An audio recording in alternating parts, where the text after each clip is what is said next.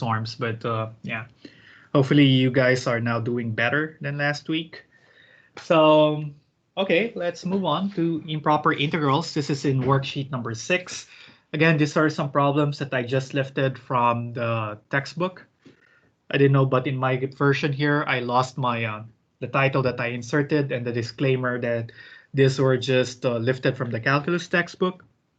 So I'm not claiming authorship of these problems. But anyway, let's work with them. So improper integrals. So what makes an integral improper?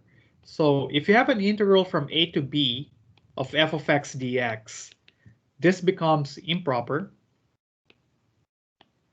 if either, number one, f is discontinuous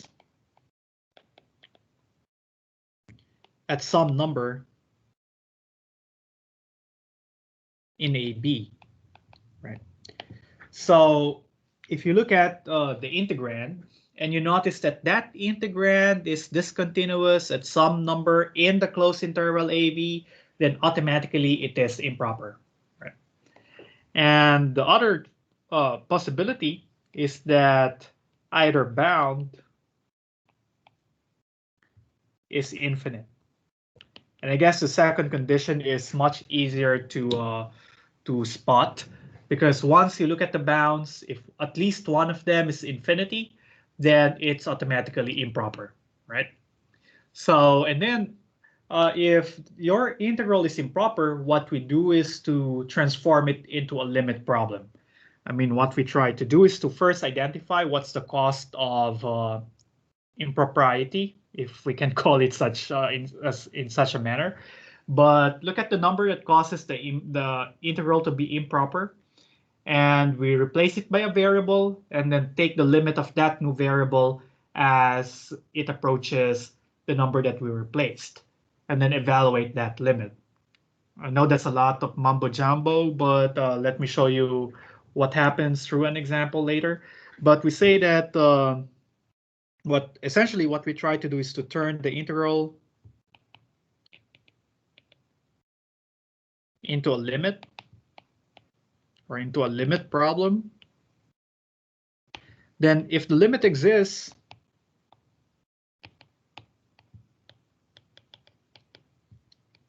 then we say that the improper integral is convergent. Then the improper integral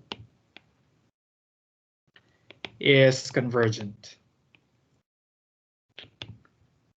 Right. So essentially, you turn the integration problem into a limit problem. If you get a finite answer for that limit, then we say that the improper integral is convergent. Otherwise, it is divergent. So if you get an infinite limit, or if the limit doesn't exist, then automatically the integral is divergent, right? So essentially, if you get a finite answer, a finite number for your improper integral, it is automatically convergent. All other cases means it is divergent, okay? So let's look at some examples so that I can explain what do we mean by turning the integral into a limit problem. Let's try problem number 6. You can also let me know if you have some suggestions on what problems to solve for this. I have worksheet number 6. There are 30 problems in here. So let me know if you find some of these interesting so we can answer them. Or if you have encountered something from the quiz or from the homework that you think would be difficult or complicated, then just let me know. But otherwise, I'll just pick random problems from here, or not just random, but some of the interesting problems from my point of view from the worksheet. Okay, so let's start with problem 6, and I hope this is simple. We'll have the integral from 2 to 6 of dx over root of x minus 2. I really love to start with easy problems first so that I can explain the process to you guys, and then let's go to the more difficult ones towards the end, once you get the hang of the strategy, the solution strategy. Okay. Now, let's see.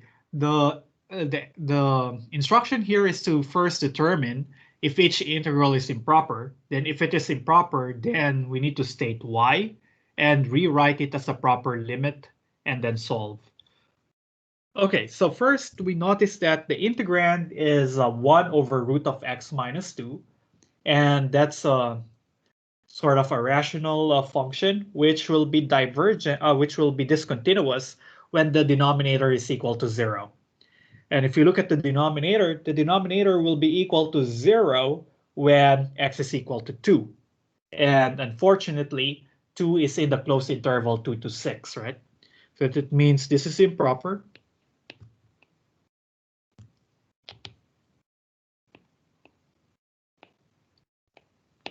Because the integrand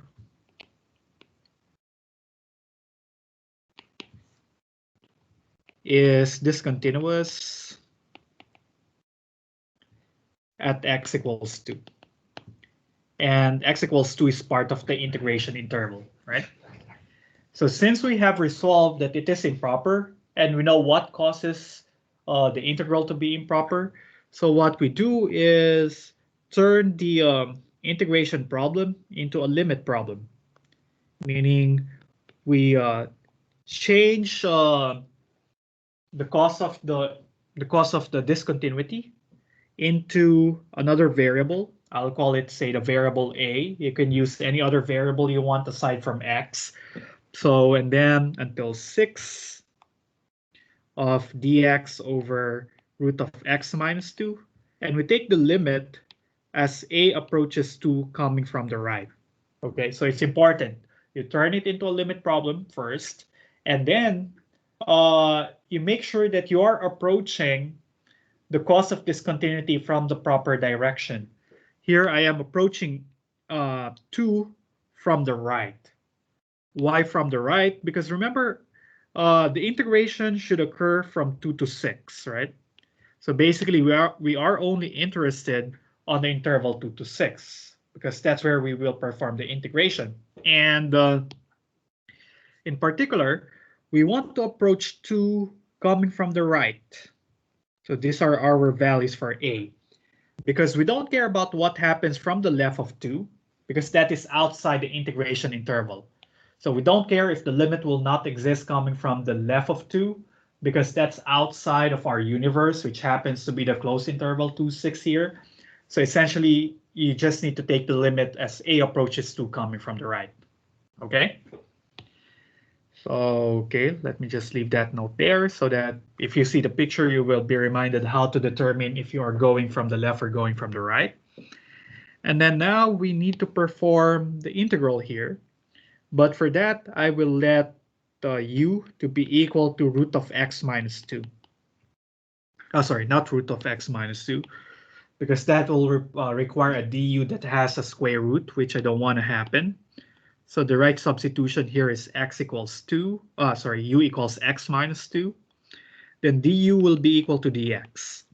So essentially now we'll have the limit as a approaches 2 from the right of the integral of du over u to the 1/2. All right. But now, since I changed the variable from x to u, I should also change the bounds. And that's one of the drawback of this solution notation that I chose. I'll show you an alternative one later, but if you decided to do it straightforward like this, when you change the variables, you should also change the bounds. Okay, so that means if the lower bound for x is a, right? So if x is equal to a, then u will be equal to a minus 2.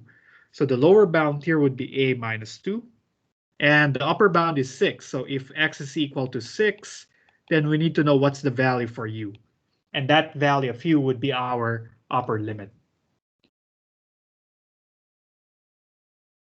Okay, so here u will be equal to 6 minus 2. That's going to be 4.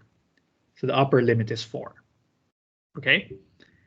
And then we can evaluate the integral now. So this would be the limit of,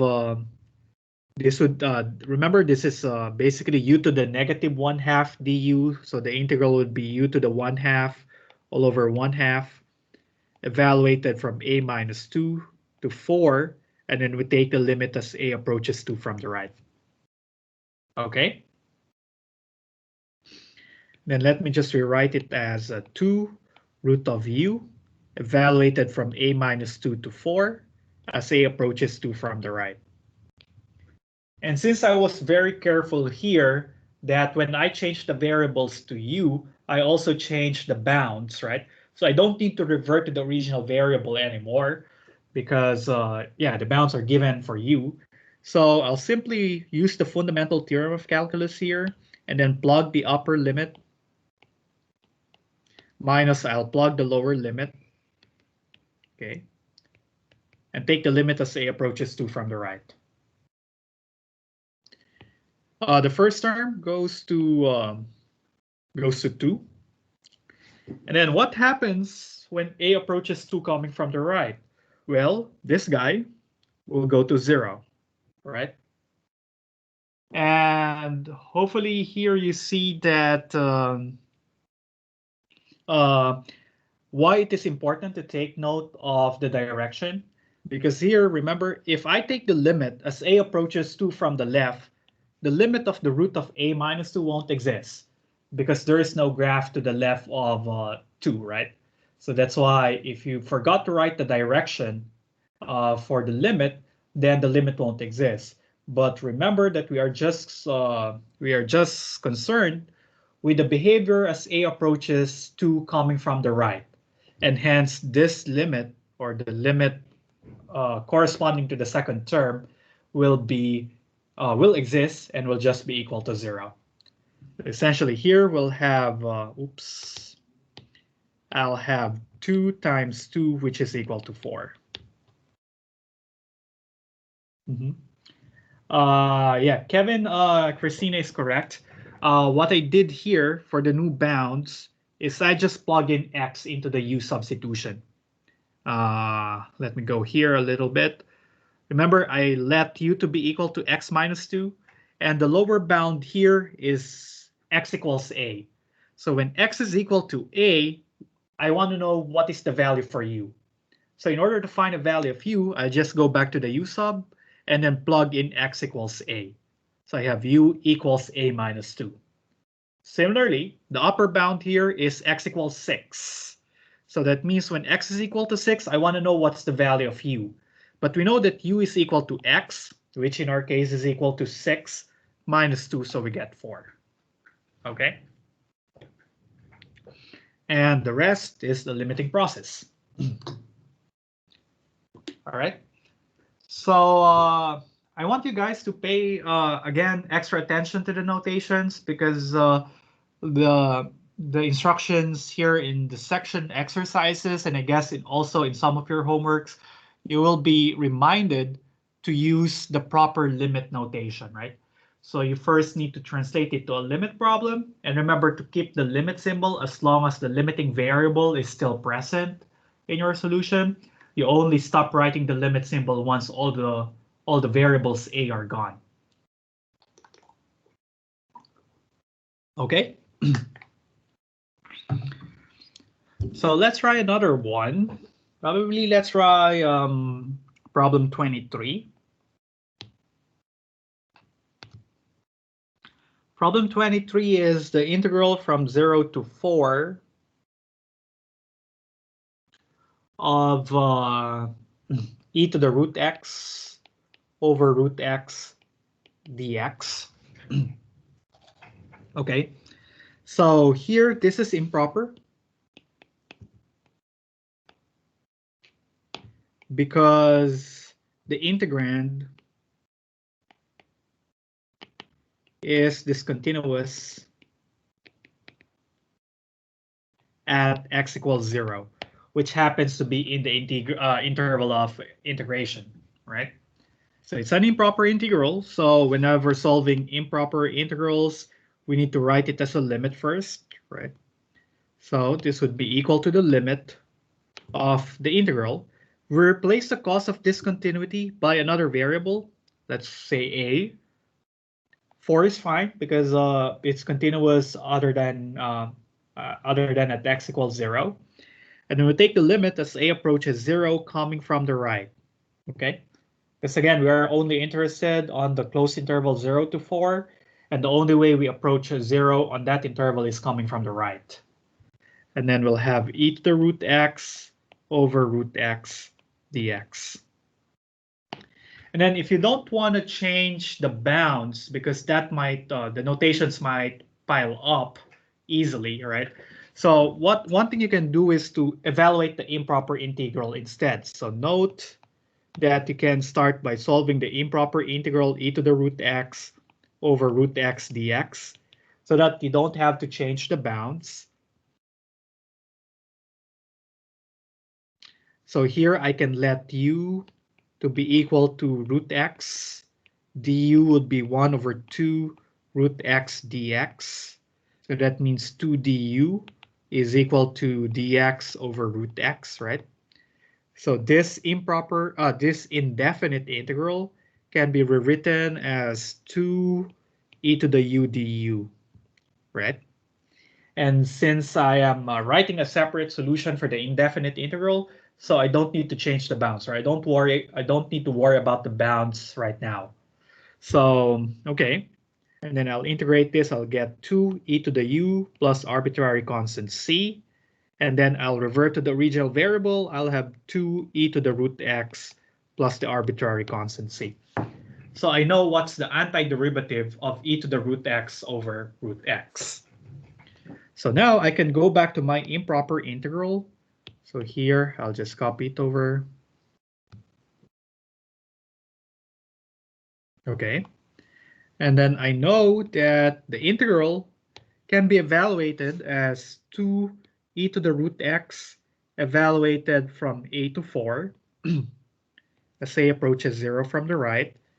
And I know that these are the proper bounds still, because here the integral is with respect to x, and then the bounds here are with respect to x. So I am totally consistent with the bounds and the antiderivative here. Okay. And you see here, I don't need to use those plugging in and so on. So my notations will not pile up. So I usually prefer this way rather than changing the bounds every step of the way, because this looks much neater than that. But anyway, so we need to evaluate this using the fundamental theorem. So I'll have 2 e to the root 4 minus e to the root a as a approaches 0 coming from the right. And then let's evaluate the limit. This guy is just e squared, right? And then this will just be e to the 0 because a approaches 0 coming from the right. So that's equal to 1. And so we'll have e squared minus 1 times the multiplier 2 outside earlier. And that's our final answer. And since this is finite, we have a finite value for the limit. So we say the improper integral converges.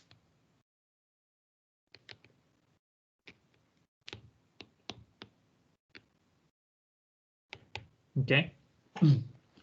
Did I mention that in the previous example? Let me see. Yes, I forgot to mention that here, hence the improper integral is convergent.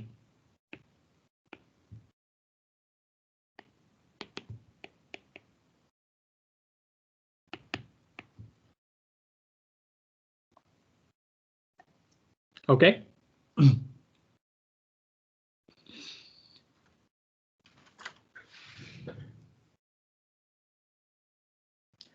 Well, Christina, it depends on the question.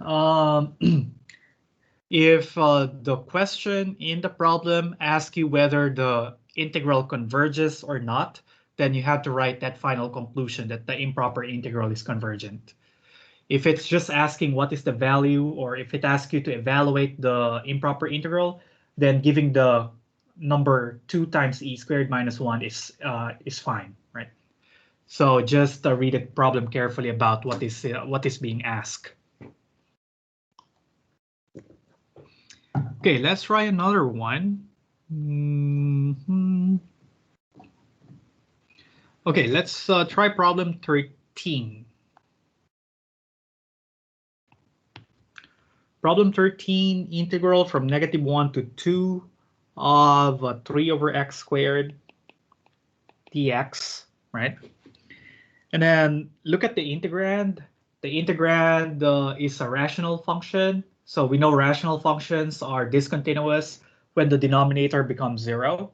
And the denominator here becomes 0 when x is equal to 0, which unfortunately is in the interval of integration, right? The interval of integration is from -1 to 2.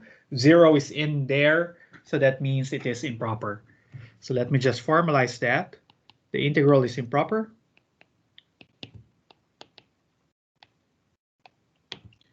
because the integrand is discontinuous at x equals 0, which happens to be inside the closed interval -1 to 2, right? And since it's an improper integral, we need to write this down as a limit. Okay. But the thing here is the cause of discontinuity is an interior point. And the trick here is to split the integral according to that cause of discontinuity as one of the limits, so that we can take the limit of those two integrals. So what I mean is, first I look at this as the integral from -1 to 0 of 3 over x squared dx plus 0 to 2 of 3 over x squared dx. Because if you see from our previous examples, we rely on taking the limit as one of the bounds, which happens to be the cause of discontinuity, approaches, as well. We rely on exchanging the one of the limits to a new variable and take the limit of that variable as x approaches the cause of discontinuity, right? So we want the cause of discontinuity to be one of the bounds. And that's the reason why I want 0 to be either a lower or an upper bound. But since 0 is in the middle, so that required me, is inside the interval, that required me to have two integrals here with 0 as a boundary. Okay. And then we use the limit notation here. I'll replace 0 by another name. For the first integral, I'll call it b, 3 over x squared dx. And here I want b to approach 0 coming from the left. Because on the first integral, we are concerned with the interval -1 to 0. And the only way we can approach 0 through that interval is approaching it coming from the left. Okay. Plus, here we have the limit of the integral from, say, a to 2 of 3 over x squared dx as a approaches 0, but this time coming from the right. Because here we are living on the closed interval 0 to 2, and the only way we can approach 0 is coming from the right. Okay. And unfortunately here we had two integrals to deal with, and there's no way to do it but to compute them separately. Okay. Now, but they have the same integrand. So basically I can do the indefinite integral first of 3 over x squared dx, compute it first, and then plug the answer into these limits. So here I know that this can be rewritten as 3x to the -2 dx. And the antiderivative would be 3x to the -1 over -1 plus c. So this is -3 over x plus the arbitrary constant c. Okay, so this is the antiderivative. Then let's go back to the limits here. So I'll start with the first limit over here. Let's evaluate that. Luckily, we already computed the antiderivative. It's -3 over x, and we need to evaluate it from -1 to b as b approaches 0 from the left. So as before, we plug in the upper limit. So we'll have -3 over b minus 3 over -1 as b approaches 0 from the left. Okay. And then let's see what happens to this limit. 3 over -1, that will just be -3. Okay. And then there's a negative outside, so expect a +3 in our final answer. But if you look at the first term, what happens here? We have 3 to the b, 3 over b. So 3 over b, b approaches 0 from the left. What happens if you have a 3 over 0? That goes to what? Do you guys still remember? Is it undefined or like, well, no, infinity? Yeah, it's infinity. If you're looking for the value of 3 over 0, it's undefined. But remember here, we're taking the limit as b approaches 0. So the denominator is not exactly 0, but a number that is very, very close to 0. And when we have that, that will be infinite, right? 3 divided by a very small number, that will be a very large number, right? But remember that b is approaching 0 from the left. So b actually stands for a number that is a very small negative number. So that means this is a negative number. Let me just rewrite that. 0, negative. So this would be negative infinity. But there's a negative in front, so this will be positive infinity, right? So that's negative of negative infinity minus minus 3. So that's going to be infinity plus 3, which is still infinite, okay? And that puts us in a very good position here, because even though we said that the first limit happens to be positive infinity, that makes this first term infinity. And the thing about improper integrals, if you split it up into 2 pieces, and one of those 2 pieces happens to be infinite, then automatically the integral diverges. So we don't need to compute for the other for the remaining limit over here, because it is sufficient to show that one of these 2 limits is infinite to conclude that the improper integral is divergent. So I can simply say here, the improper integral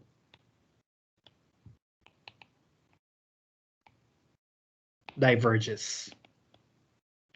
Okay, because one of the 2 pieces diverges, so it will definitely diverge. Okay.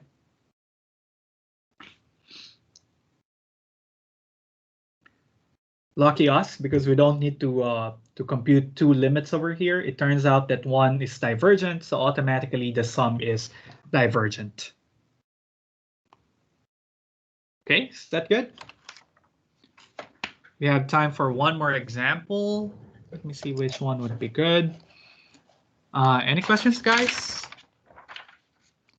Now you reverted to being quiet. It's all good, all good. I think we just understand what's happening, so it's not that bad. Okay, great. Nice to know.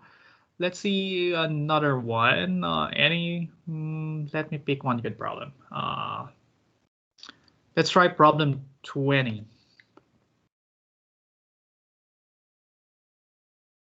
Or no, let me try problem 8 that has an arctan and that will result into an arctan. Probably you have seen this in the lecture, but just to emphasize the point, because this is one of the favorites for exams or quizzes. And then let's just consider some more complicated ones on Friday. But let's have this. Clearly, this is improper because one of the bounds is infinite, because the upper bound is infinite. So even though the integrand will be continuous everywhere, because there's no way the denominator of the integrand will be equal to 0, but the upper limit of our integral is infinite. So remember clause 2 of our definition for improper integrals. So if at least one of the bounds happens to be infinite, it is automatically improper.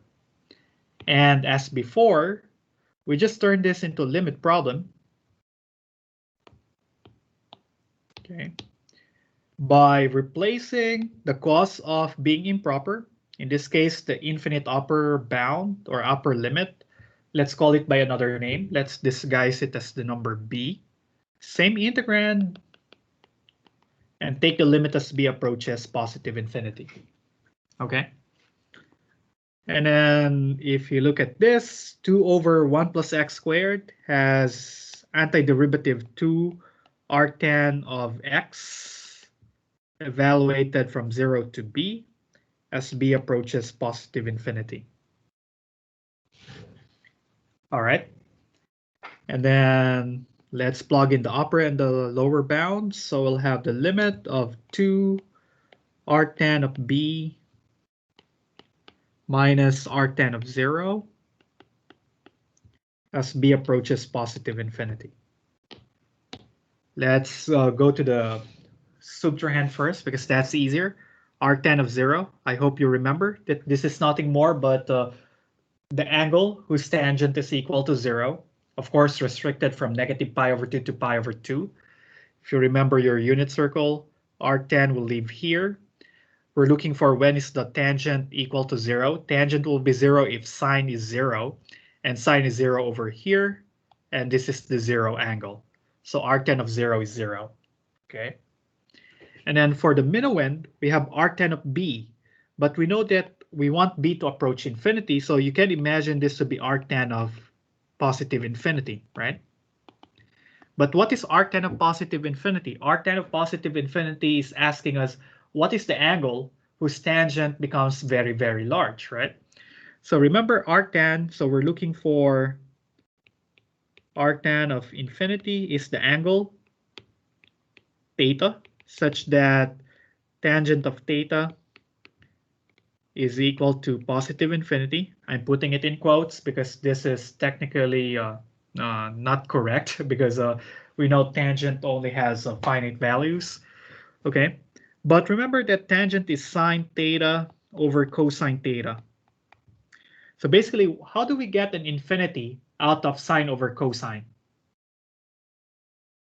Remember, we get infinity when the denominator becomes very, very small, right? So I'm looking for here a denominator is 0, and cosine is 0 when the numerator when sine is equal to 1. So yeah, Christina is correct. I'm looking for this. When is sine equal to 1 and when is cosine equal to 0? Luckily, that happens here at pi over 2, right? At pi over 2, sine is 1 and cosine is 0. So arctan of infinity happens to be pi over 2. So maybe you can include it in your list. Arctan of positive infinity is equal to pi over 2. And arctan of negative infinity is equal to negative pi over 2. Because in the latter's case, we're looking for when is sine negative 1 and when is cosine 0. That happens here at negative pi over 2. Okay, so basically what have we learned here? We learned that this would be 2 times pi over 2 minus 0, and that would be equal to pi. Okay. And this is quite amazing because, and here goes again my nerdy side. Remember how we interpret integrals? We interpret the integral to be the area under a curve, right? And if you go quickly to a graphing software, 2 over 1 plus x squared has this graph. Something like this, okay? And the integral from 0 to positive infinity represents the area of this shaded region. And look at this. This is pretty much unbounded because we go to positive infinity. This shaded region goes on forever. But the interesting thing about it is that we have shown that this improper integral converges, and it converges to pi. So the area of this shaded region, though it runs until infinity, is just equal to pi, which is a finite number, right? So isn't that amazing? So get an unbounded region, an infinite region, and yet it has a finite value. Okay. Okay, maybe I can share a nicer story next time when we go to when we consider some more examples. But this is a nice I find it very interesting to note that yeah, mathematics allow us to measure infinities of some sort, right? Infinite region having a finite area. And it turns out that that number is also an interesting number. It's pi. It's not just any number, it's pi. And we usually associate pi to be something that involves the area of a circle. But here we see there are no circles involved in here, but the area is equal to pi. So pi comes out in many applications other than computing areas of circles. That's why pi is pretty amazing. And whenever I have some some exams wherein I don't have time to answer a particular equation, and I have to guess what's the answer, my safe bets are 0, -1, 1, and pi. Those are my go-to guesses. And actually, pi becomes very relevant in almost all areas of math. That mathematicians celebrate Pi Day, which, by the way, will happen a couple of weeks from now on March 14. That's Pi Day. We celebrate it because it's 314, which is basically the approximation of pi to two decimal places. All right. But enough of my nerdy talk. So yeah. Oh, you get discounted pizza. Yeah, some establishments have that, and usually during the face-to-face days pre-COVID, the math department here at UH has this Pi Day celebration, wherein there are different types of pie, apple pie, pizza pie, and other pies available for free at the math office. But unfortunately, we cannot go to the math office anymore, so no free pies for us during this Pi Day. But okay, I guess that's it for now. On Friday, I hope that you guys bring with you some questions about the sections included in the second test that will happen this weekend. But I will also continue answering some improper integrals problem from worksheet number 6. So yeah, let's see each other again on Friday. Have a good day, everybody. Bye.